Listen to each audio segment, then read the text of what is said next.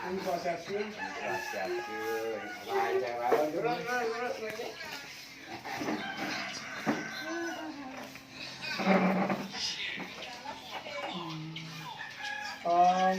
Sekarang saya pakai masker. Yes.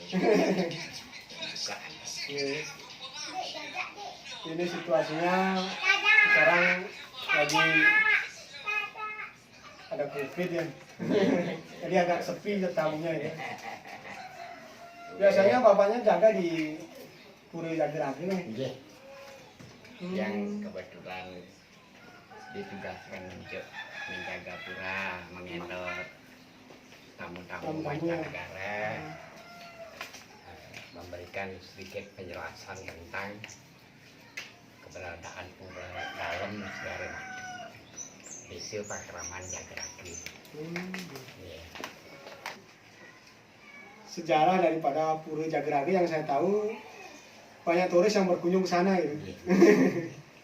Jadi bapaknya saya tahu di sana sering jaga. Jadi saya bisa minta informasinya apa yang bapak ketahui tentang sejarah dari Pura Jageraga ini. Istilahnya napi yang dengar dari pengisir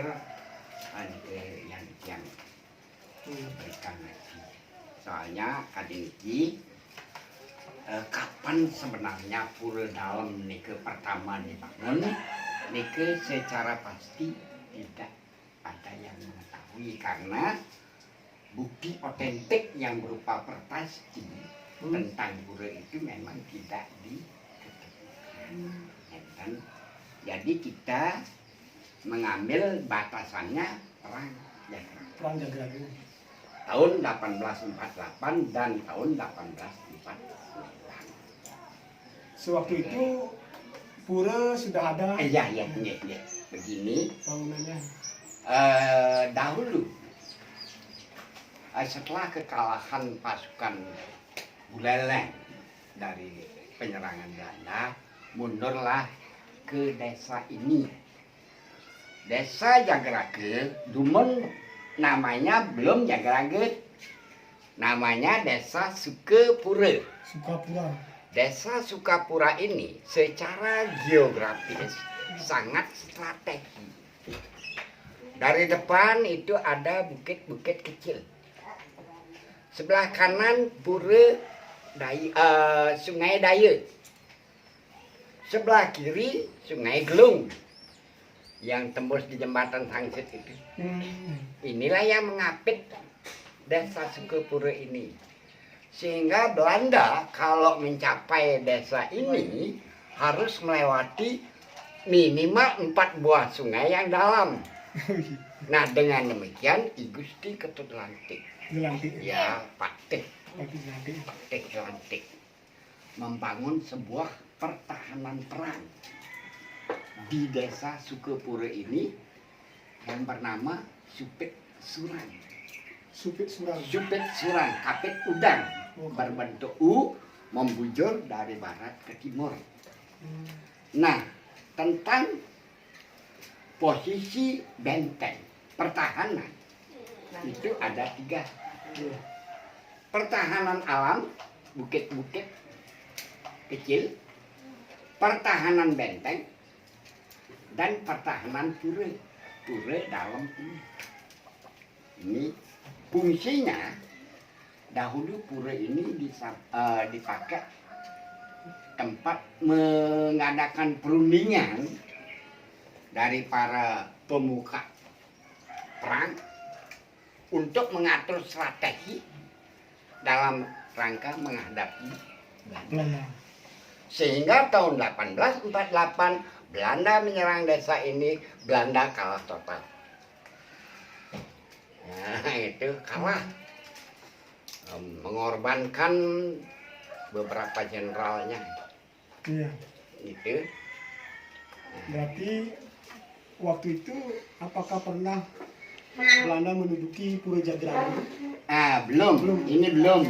Nah, ini tahun 1848. Nah, karena kekalahan tersebut, Belanda menyelidiki apa yang menyebabkan kekalahan dari pasukannya. Diselidikilah posisi benteng dan dicari kelemahan-kelemahannya.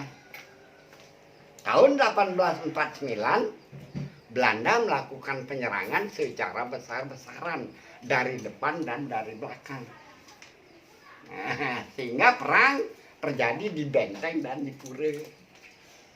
Itu sampai pasukan Buleleng kalah. Waktu itu. Ya, tahun 1849 kalah itu. Kalau tidak salah itu tahun 16 April 49. 1849 dan pura ini hancur total. Oh, dapat hancur. Hancur total. Itu. Nah, menurut cerita setelah perang kira-kira tahun 1865 pura ini direnovasi dan sangat unik. Nah, biasanya pura dari Jaban ke Jeroan naik dan naik. Iya. Pak berasa di pura ini turun dan turun. Kejeroan turun. Makin ya. turun. Iya. Oke. Kalau tidak diperhatikan itu tidak terasa. Iya. Sudah itu posisi Candi Bentar ada di Jambu Tengah. Sedangkan yang di depan Kori Agung. Apa yang menyebabkan posisi turun? Ya, bagus sekali.